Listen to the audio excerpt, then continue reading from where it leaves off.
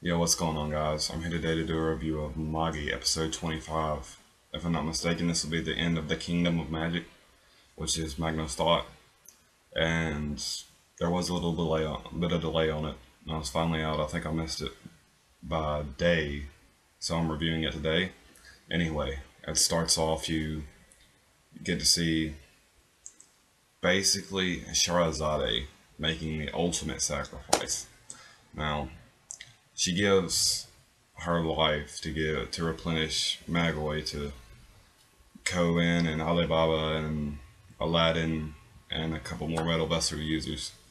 Now, virtually every metal vessel user that was there, it was 13 of them in total, performed uh, basically like a transmutation circle of magic, extreme magic, not just regular magic, and stabbed basically the demon god straight to the chest. But, well, Shirazade's sacrifice was kind of in vain because they didn't kill it. And then it was revealed that Almatharan, which was the last world, it took 72 metal vessel users, all using extreme magic to take it out. Now, then it goes back to a little light that's in his chest. Basically, that's a little bit of the regular Ryuk holding on to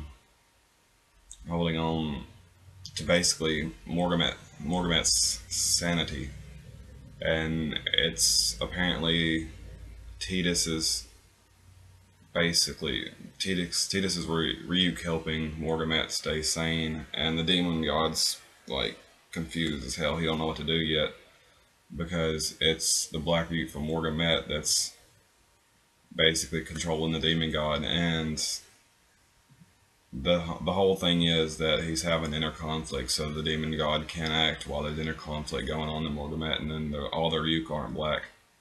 So then Aladdin and Yamarita or something, it's Yama something go down there, which is Morgamet's daughter. We find out, and apparently Morgamet kidnapped this girl and raised her because the girl was gonna die anyway if he didn't, and hid her past from her, which he then apologized for once they got down there, and they basically convinced Morgamet to come out of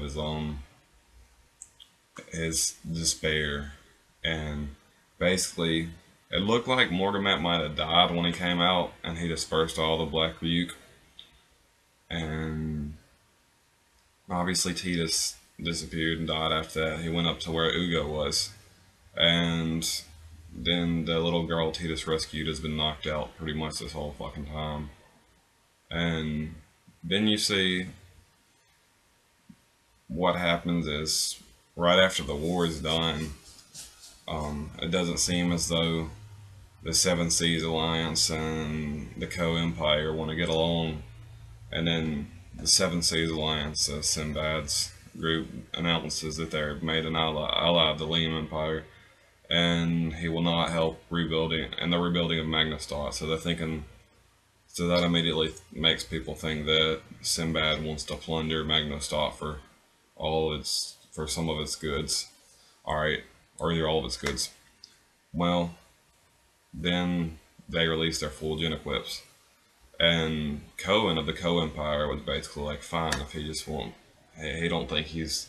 Everybody thinks he's a man who just wants territory and power, but Ko from the Co Empire doesn't see this, and he's like, tries to get back up in another way, and he's like, I'm going to claim this Magi, and picks up Aladdin, or this Magi, and then picks up Aladdin, and basically it fucked with Sinbad a little bit, but it was like son of a bitch, and then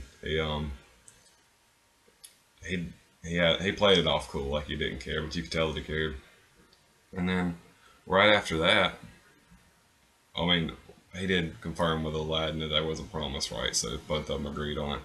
Then after that, you cut to the scene where Ugo and then Titus's little Ryuk are up there talking, and this is Ugo from the first season, The Labyrinth of Magic.